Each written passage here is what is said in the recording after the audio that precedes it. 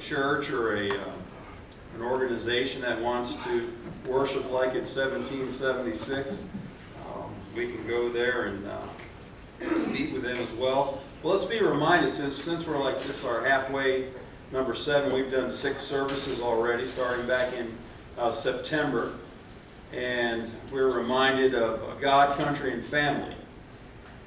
Oh, we're also reminded that Patriot Church, we're just a gathering of folks that come together. We're not a 501c3. We're not a church, so to say. So we just call it church because we gather together. But we're not an official church. So you don't give to Patriot Church. You can give to Church at the Cross. You can give to the school, Cross Style Academy. You can give to your favorite charity, whatever. But this is a gathering, right? We come together because we're a gathering of patriots. We do this once a month right now, and we form together to expose the lies and deceptions of our present day, right? And proclaim the truth. I want to proclaim the truth in regard to our founding fathers, patriotism, right? The Declaration of Independence, the U.S. Constitution, and our Judeo-Christian values, and anything like that. So that's what we come together as a Patriot Church. Mark Davis is so excited about it, he can't contain himself. I love that boy. He's my lunch buddy, by the way, too. Can't get one. Well, that's a good thing. Hey, I was thinking this week when we were preparing what we were going to talk about, man, there's so much stuff going on in our society today. And the news is just all over the place. But I was thinking, I remember when I was 5 days old. You remember? Mom? Yeah. It was October 27th. And yeah, I was only 5 days old at the time. And Ronald Reagan was giving a speech. Now, he wasn't running for office at the time. But after this speech, it kind of sent him, it catapulted him into the limelight. And he had a speech, and they call it a time for choosing. Has anybody ever heard that? A time for choosing. And I listened to it. It's about a 30-some minute speech, but it's 15 pages long. But I was looking through it, and I thought, man, this is going back now some 54 years. 55 years by the time you get to the date of the speech, October 27th. And some of the things that he talked about back then are exactly some of the things that we're dealing with today. You'd think after 50-some years, the government would get its act together in some way, shape, or form. You know, back then, one of the first things he talked about was the tax burden, tax burden of the 60s. Wow. There was, of course, the advent of the Vietnam War, so war was knocking on the door, right? I think we were already involved in the conflict, weren't we, by 64? Not sure, but pretty close. There was the issue of Cuba and communism, right? There was the issue of, there were some, back then, some senators even were talking about, there was this anti-Constitution sentiment. Things we're hearing today about the Constitution is an old document. It doesn't apply to today. How could that be further from the truth, right? He talked about big government control back then in the 60s. He talked about big government control. He talked about the government being anti-farmer. How some in the government wanted to take over the farmland and run it and kick out the farmers. He talked about private property rights being diluted. Is that not happening again? Has not been happening over these last 50, 60 years. Government programs are on the rise. Thinking that would be the way to fix things, just throw money at it. And then more government programs were used. He had a quote from somebody. He found a young lady who had 6 children. She was pregnant with her 7th, and she was told that she needed to get a divorce instead of staying married. Because if she got a divorce, she would get more money from the government being divorced than staying married. That's right. That's anti-God, man. That is anti-constitutional. That's anti-American. And that's back in the 60s. Social Security back in the 60s. $298 billion in debt back then. I don't even know what the number is now. I know it's Astronomical. and more. Socialism was touted back then as well, just like it's being touted today. Wow. Socialism. And one of the statements he said, one of the questions he gave for the people was, hey, what will you trade for your freedom? What are you willing to give up in order to, so quote unquote, stay free? Wow. Will you buy into the lie of socialism that says you'll still be free? You won't be free. And I say all that to say he had this amazing paragraph that he said toward the end, very end of the message. And I think this holds true today. This is going to springboard us into our message this morning. He said, you and I have a rendezvous with destiny. We will preserve for our children this, the last best hope of man on earth. Or we will sentence them to take the last step into 1,000 years of darkness. By the choices we make, that's what's going to happen. A time for choosing. And I thought that was pretty interesting because that lines up today with all that's going on. So this morning's title is Pro-Life or Pro-Death. Is our Constitution proclaim a pro-life attitude or a pro-death attitude? We can go down the pillars of communism, we can go down the pillars of socialism, and all that stuff seems to look good at first, but all that leads to death. Death of your freedom, death of your rights, all that. Pro-life or pro-death. So I got to thinking about that, and it's just not a sermon of what you're thinking about, but we're going to touch on it a little bit. Because I think that you need to realize that we all are pro-choice, though. We all have a choice, don't we? We all have the free will to choose. And the question today is, are you going to choose what's right, or are you going to choose what's wrong? Are you going to choose those things like our founding fathers did? Are you going to choose those things that line up with Judeo-Christian values? Are you going to choose those things that line up with our Constitution and our Declaration of Independence? Are you going to choose those things that seem just to make you feel good? Or are you going to choose those things that seem to be right but aren't right? Remember what Proverbs taught us a few times before? There's a way that seems right to a man, but that way leads to death. So are you pro-life or are you pro-death? So let's look at those points this morning. In this power, the power to choose, you have a power to choose this morning. You can choose what kind of car you want. You can choose where you want to live. You can choose what you want to eat. You can choose where you want to go to school, what you want to study. We have so many choices, and sometimes I think we forget about that freedom that we have to choose. You know, in some countries, you can't choose those things. Some countries, you are born into a particular system, into a particular caste system even. And you're only allowed to go a certain distance in a certain way. You have no power to choose. Some countries don't let you choose what you can watch on TV. Some countries don't let you choose on what you can eat or if you can eat. They tell you when you can eat. They tell you what you can make. They tell you how much money you can have. But yet so many in our country today are gravitating to those ideals. And that's pro-death. That's not pro-life. So we have this power to choose.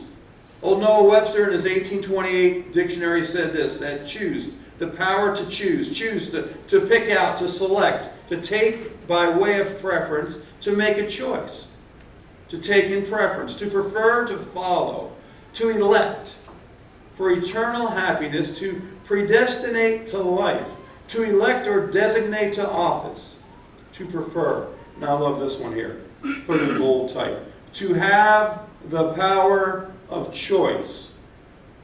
The power of choice. Our founding fathers knew that. Our constitutional republic was built to give you the power of choice.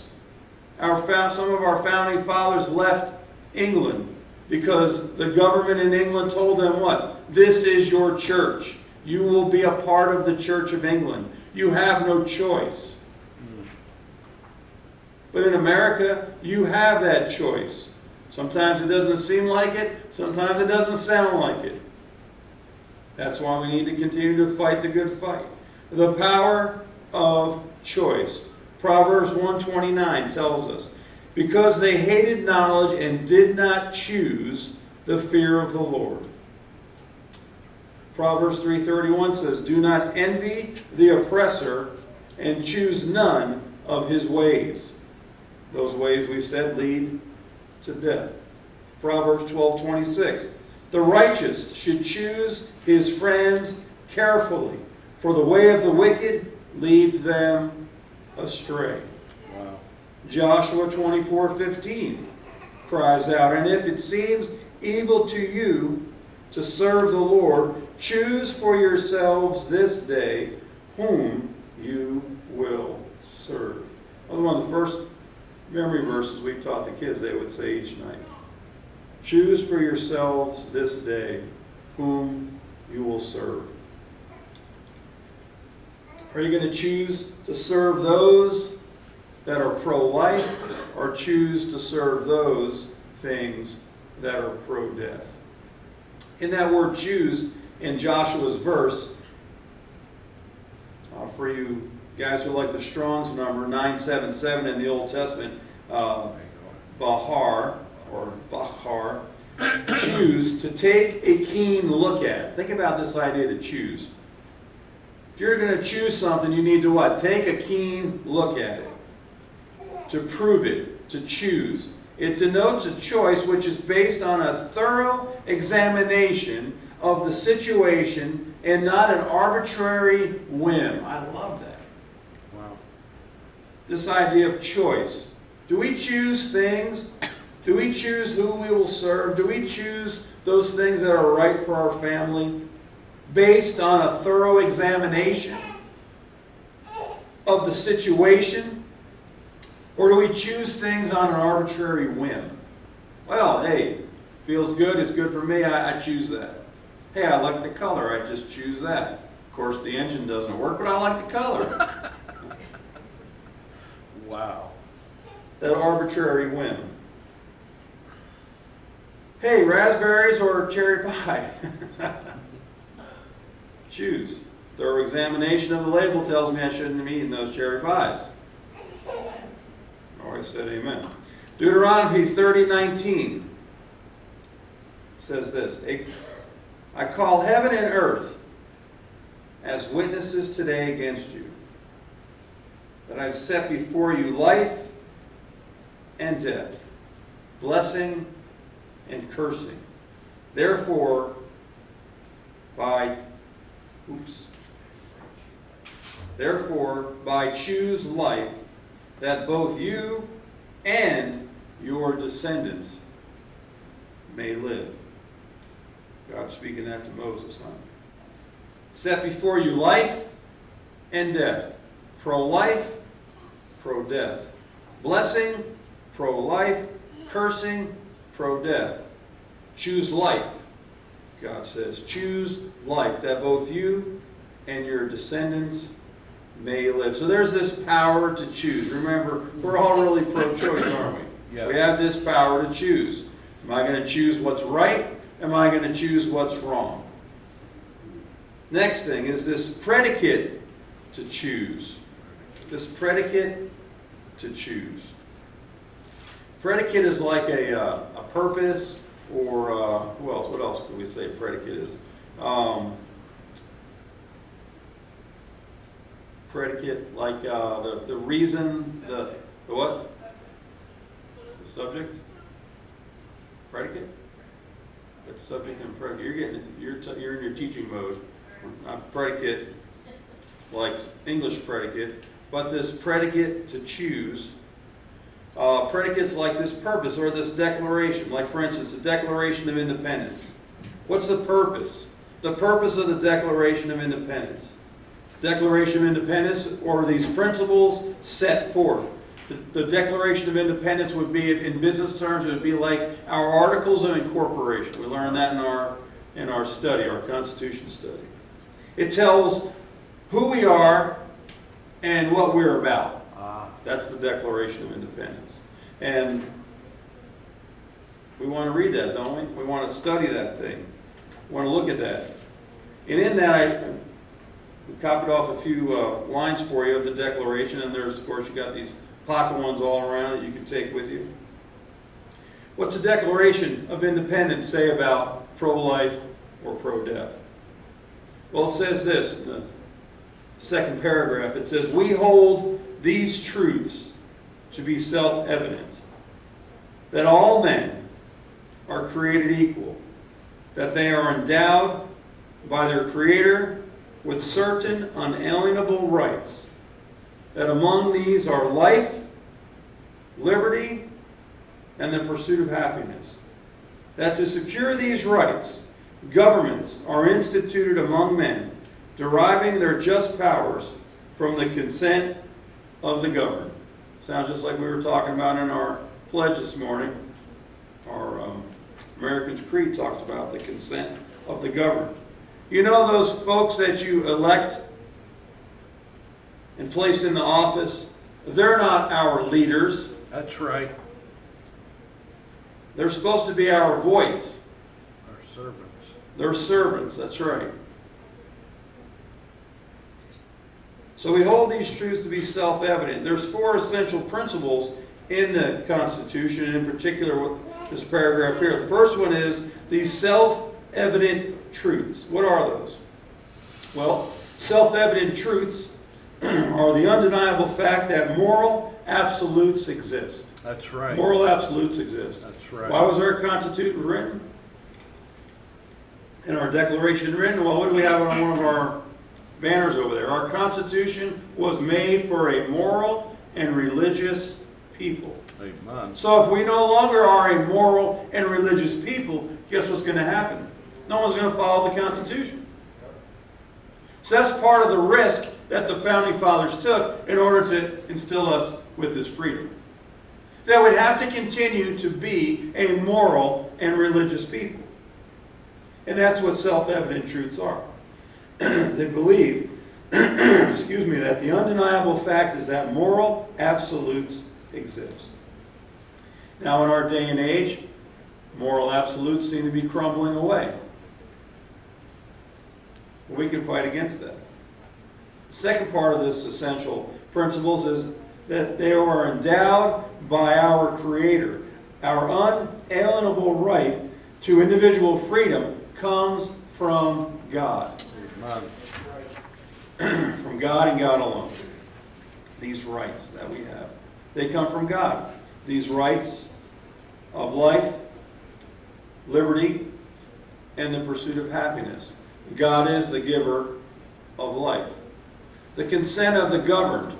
We have a voice in our government. We need to realize that. Not buy into the lie that we don't. If we don't like what someone's doing or the laws that they're trying to pass, then we need to vote them out. Every vote counts. The consent of the governed. There are those who are trying to remove the Electoral College. Well, it's the Electoral College that gives everyone's vote meaning.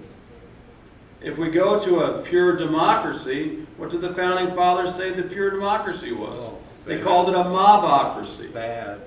If we just had a pure democracy and we didn't have the Electoral College, which gives us great balance from the small states to the larger states, then a pure democracy would say what? Well, whoever has the most votes wins. Well, that means that your West Coast and your East Coast big cities would win every time because there'd be more people there. And those in the inner city or those in the rural areas wouldn't have a voice. That's right. So the Founding Fathers had great wisdom, and they knew exactly what they were doing when they formed these things. And it's in our Constitution. The pursuit of happiness. What is that all about? Well, it's the importance of free enterprise to our freedom. Free enterprise. Capitalism cures. Yes. Socialism stinks. Kills.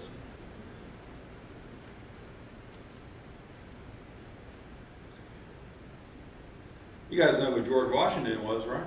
Hmm. All right. Here's a quote from him. Of all the dispositions and habits which lead to political prosperity, he said this: religion and morality are indispensable supports. So if those things are supports, then what would happen if they weren't around? Religion and morality. In vain would that man claim the tribute of patriotism, who should labor to subvert these great pillars of human happiness. The mere politician, equally with the pious man, ought to respect and to cherish them. How many politicians do you know today who are cherishing religion and morality? We're respecting. Few and far. There's a few and far between, aren't there? Hmm. So you need to do what the Founding Fathers told us to do, to elect those people who had moral values. Amen. Those kind of people who knew right from wrong. Look and see what their track record is. Look and see what they did in a former position, whether it's mayor or senator or Congress or whatever. Did they do anything in all the years they were working in government? Did they get anything passed? What did they do? Do your homework. Study to show yourself approved, right? And then the next one. Letter B there, the Constitution. Well, you got the Declaration and the Constitution. The Constitution is the application of the principles from the Declaration. That's right. They're like the bylaws, if you will. You've got the Articles of Incorporation, then you have the bylaws, telling how we will operate. The Constitution tells what the government can do, and it tells what the government cannot do. And if you don't read the Constitution, guess what? They're doing things that they're not supposed to be doing. But if no one knows about it, then they'll just keep on doing it. That's right. If no one says anything, they're going to keep on doing it. What did our first Chief Justice of the Supreme Court tell us? John Jay. Everybody remember that? John Jay.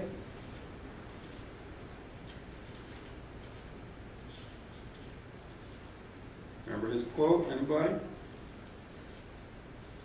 I'm trying to memorize this one, but it's a long one. So I got to look it up again. John Jay. At least I remembered who said it. I thought you had to memorize, John. I'm doing the best to do my duty. Here we go.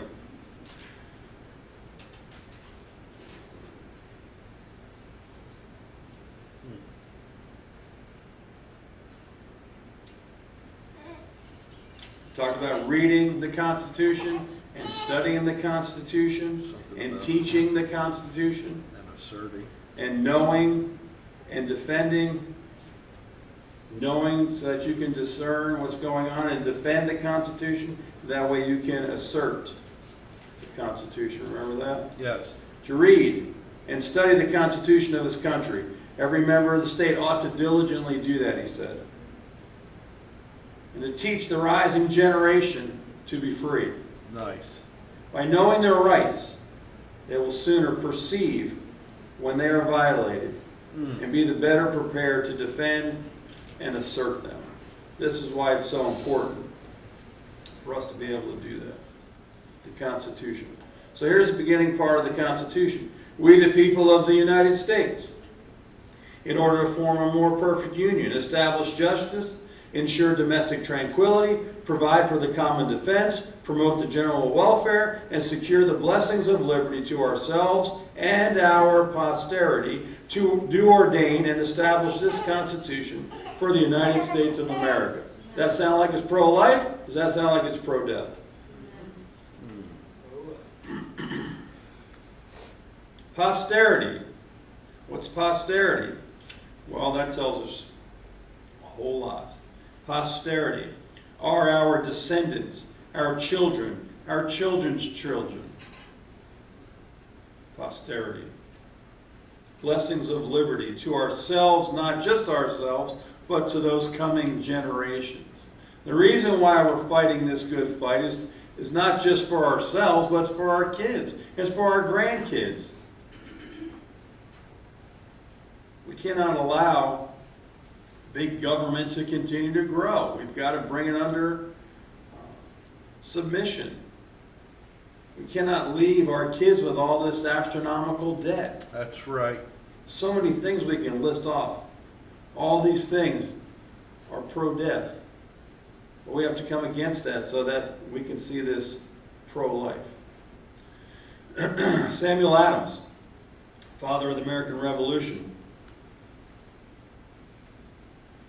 said this: before the formation of the Constitution, the Declaration was received and ratified by all the states in the Union and has never been disannulled. Wow. George Washington said, as to my sentiments with respect to the new Constitution, it appears to me little short of a miracle. It demonstrates as visibly the finger of providence Wow. as any possible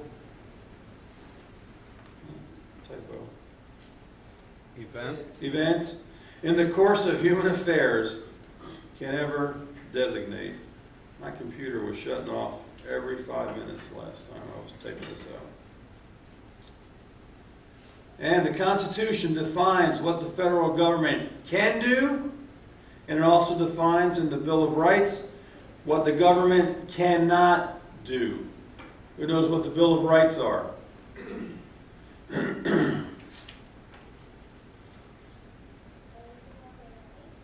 What's that?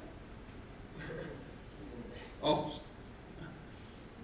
Well, we have the Thank goodness for leaving. Constitution, we have the Articles. We have 7 articles in the Constitution, and then we have the first 10 amendments. First 10 amendments form the Bill of Rights, telling us what the government can and cannot do. So, who knows the First Amendment?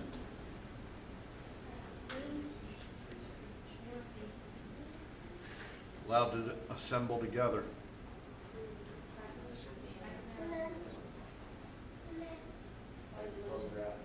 How many is that?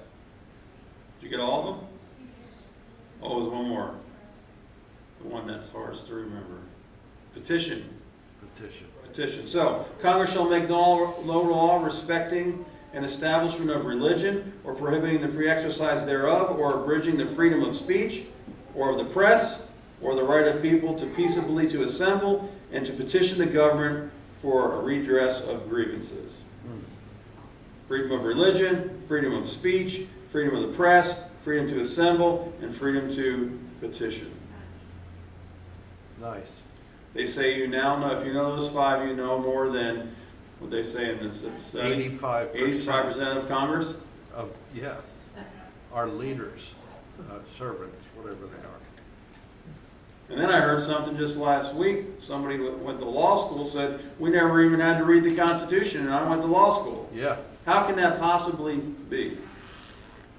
He That was, you would not read the Constitution going to a law school. he was in teaching America. the class, the Constitution teacher. Oh, that's what it was? Yeah, he was a lawyer before he started doing that Mhm. course.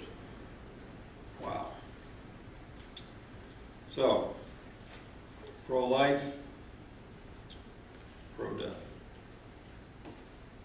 Well, the last part is this perception to choose. Perception, the act of perceiving, to know, understand, observe, and discern.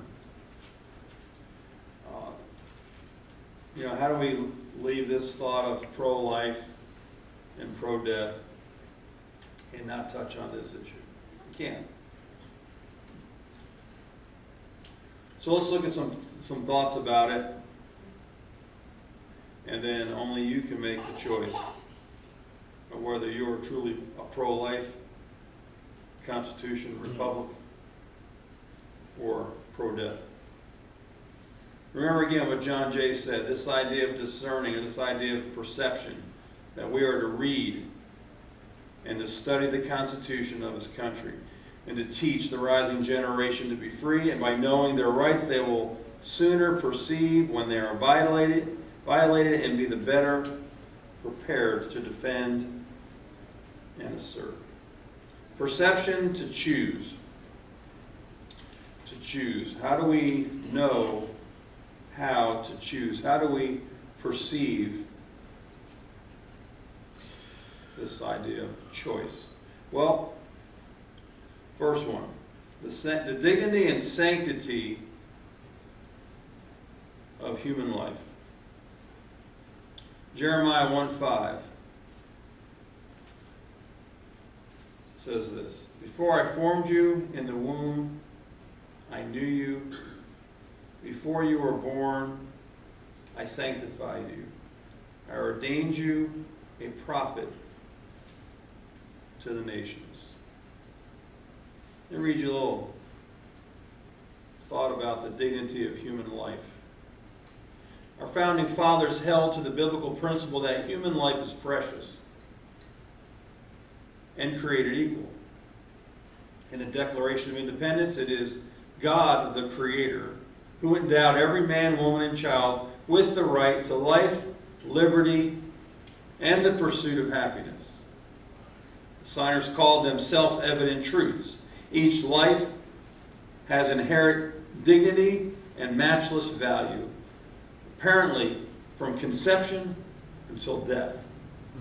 The founders knew that if God, the Creator, is taken out of the national value system, our rights as citizens are no longer absolute and become subject to the relative values of those who are in position to make or change the laws. In truth, we are no longer equal in value as people, and typically it is the weakest and most vulnerable members of society who are the first to pay the price as others take the role of determining what rights we do and do not have. Wow. Universal moral laws that promote the good of all people and protect the innocent and vulnerable give way to the selfish pursuits of those who demand the moral license to do what they want. The dignity of human life is not just a biblical principle. It's a principle of a decent life. Every human being, born or unborn, deserves the equal protection of the law, and the value of life is not conditional upon its usefulness to others or to the state. Neither scientific progress nor the desire to help others can justify the sacrifice of any human being's life or inherent dignity, whether it takes the form of abortion, euthanasia, or many of the new forms of biotechnology. We must reaffirm our steadfast determination to defend the sanctity of life. That's right. Part B, in defense of human life. Psalm 139:13 says, For you formed my inward parts, you covered me in my mother's womb. Back in 1993, Pope John Paul II, probably one of the most pro-life, if you will, popes, conservative for sure. He was at a mass at World Youth Day back in 1993 in Colorado. And this is what he said. Excuse me. A culture of death seeks to impose itself on our desire to live and to live the full. In our own century, as not any other time in history, the culture of death has assumed a social and institutional form of legality to justify the most horrible crimes against humanity. Genocide, final solutions, ethnic cleansing, and massive taking of lives of human beings, even before they are born or before they reach the natural point of death. In much of contemporary thinking, any reference to a law guaranteed by the Creator is absent. There remains only each individual's choice of this or that objective as convenient or useful in a given set of circumstances. No longer is anything considered intrinsically good and universally binding. Vast sectors of society are confused about what is right and what is wrong and are at the mercy of those with the power to create opinion and impose it on others. The family especially is under attack, and the sacred character of human life is denied. Naturally, the weakest members of society are the most at risk. The unborn children, the sick, the handicapped, the old, the poor, and unemployed, the immigrant and refugee. Don't be afraid to go out on the streets and into the public places. This is no time to be ashamed of the gospel. It is a time to preach it from the rooftops. You must feel the urgency of the task. Woe to you if you do not succeed in defending life. The church needs your energies, your enthusiasm, your useful ideas in order to make the gospel of life penetrate the fabric of society, transforming people's hearts and the structures of society in order to create a civilization of true justice and love. Wow. This old Pope John Paul. Next one, what about the unborn? Defending the unborn. Matthew 25:40 says this, "Assuredly I say to you," Jesus said, "inasmuch as you did it to one of the least of these, my brethren, you have done it to me." Wow. Anybody heard of Henry Hyde? Yeah. Henry Hyde served 32 years in the House of Representatives, and he was described as a passionate, eloquent champion, a powerful defender of the unborn and American freedom. On July 16, 1993, he said this, quote, "that all men are created equal and are endowed by their Creator. Human beings upon creation, not upon birth. That is where our human dignity comes from. It comes from the Creator. It is an endowment, not an achievement. By membership in the human family, we are endowed by our Creator with inalienable rights that can't be voted away by a jury or a court, among which are life, the first inalienable right, the first endowment from the Creator, that is mainstream America, the predicate of our Constitution, our country's birth certificate, to respect the right to life as an endowment from our Creator. It is the unborn who are the least of God's creatures. We have been told that whatsoever we do for the least of these, we do unto Jesus." And the last one. The transcendent right to life. 1 Timothy 6:13 says, "I urge you in the sight of God, who gives life to all things."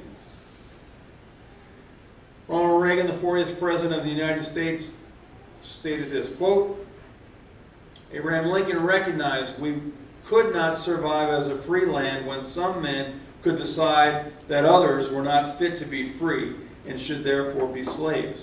Likewise, we cannot survive as a free nation when some men decide that others are not fit to live and should be abandoned to abortion or infanticide. My administration is dedicated to the preservation of America as a free land, and there is no cause more important for preserving that freedom than affirming the transcendent right to life of all human beings, the right without which no other rights have any meaning." Pro-life, pro-death. A couple weeks ago we talked about our call of duty. We said whatever we do in life echoes in eternity. It's the duty of our nation to acknowledge the providence of God. And remember what John Quincy Adams said, "Duty is ours, results are God's." So what say you? Are you pro-life? Are you pro-death? Because we're all pro-choice. And we all have a choice to do what's right or to do what's wrong. the power to choose, the predicate to choose, the perception to choose. So what do you choose? Choose for yourselves this day whom you will serve. Love you, Jesus. Thank you for your truth this day.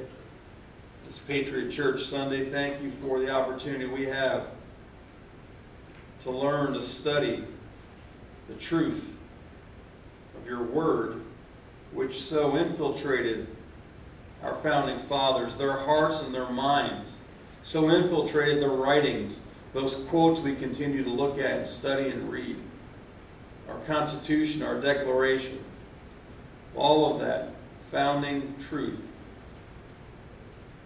found itself grounded in you and your word. So thank you for this day. Lord, we pray for all those again who have lost loved ones.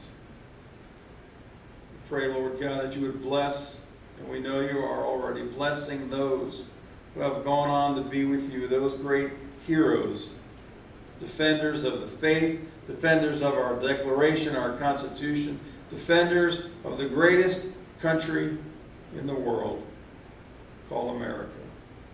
God bless America. Lord, give our president, give our leaders wisdom, great wisdom, oh God, I pray. Continue to turn their hearts back to you. Continue to cleanse them, mold them, and shape them, oh God. I pray that you would burn in their hearts a desire to revisit the truth of our founding fathers, to know the truth, and to be set free. As we sang in our freedom hymn, he who the Son sets free is free indeed. Pro-life is our freedom. Pro-death is our chains. We love you, Jesus. In your name we ask these things. Amen.